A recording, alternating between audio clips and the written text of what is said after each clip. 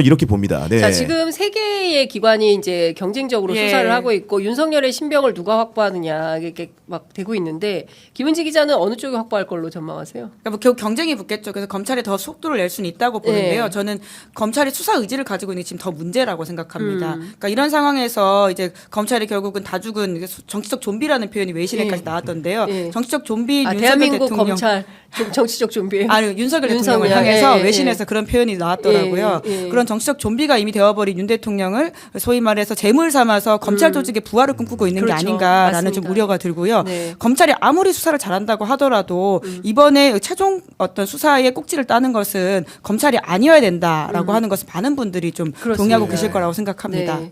그러니까 지금 일종의 이제 다 죽은 검찰이 이번 윤석열 사건을 가지고 기사회생하면서 새롭게 검찰권을 가지려고 하는 행태가 보인다. 예. 그러니까 평범한 시민들의 눈에도 다 걸린다. 그렇기 때문에 이 사건에 대해서 검찰은 빨리 손을 떼라라는 거고 그래봐야 3주 남은 것이고 보겠습니다. 누가 구속을 시킬지. 관련해서 윤석열 대통령이 변호인을 구하고 있다. 네. 그런데 네. 다들 벌써 손절각이다. 이제 이런 보도가 나오고 있어요. 그 네. 가운데 그래도 변호인을 자청한 사람들이 있죠. 그러니까 기본적으로 이제 김홍일 전 방통위원장이 네. 거론되고 있는데 이분이 어떤 이력을 가지고 있냐?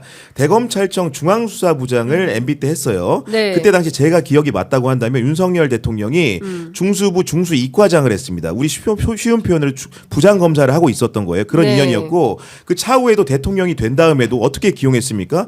권익위원장으로 기용하고 방통위원장으로 기용을 했던 굉장히 각별한 사이기 때문에 김홍일 그 변호사를 중심으로 해서 변호팀을 꾸리는 것으로 알고 있고요. 네. 여기에 더해서 김건희 여사의 명품백 사건에 불기소 처분을 이끌어낸 네. 대통령실에 근무했던 최지우 변호사도 예. 합류 여부를 타진 중인 것으로 알고 있고 그런데 사실 여기서도 이제 아마 실력이 드러날 텐데 실력과 인정이 드러납니다. 서초동이 얼마나 냉혹한 동네인지가 결국은 예전 같으면 네. 윤석열 대통령을 자력으로 돕겠다는 변호사가 많았을 것 같은데 지금 고작 기사 나온다는 게 네. 같이 근무했던 김홍일 고검장만 거론된다는 것 자체가 네. 비정한 세태를 보여주는 게 아닌가 싶고 물론 이 차후에 봐야겠지만은 변호인단 구성이 쉽지는 않을 것 같다 이런 생각이 그렇죠. 듭니다. 네. 아니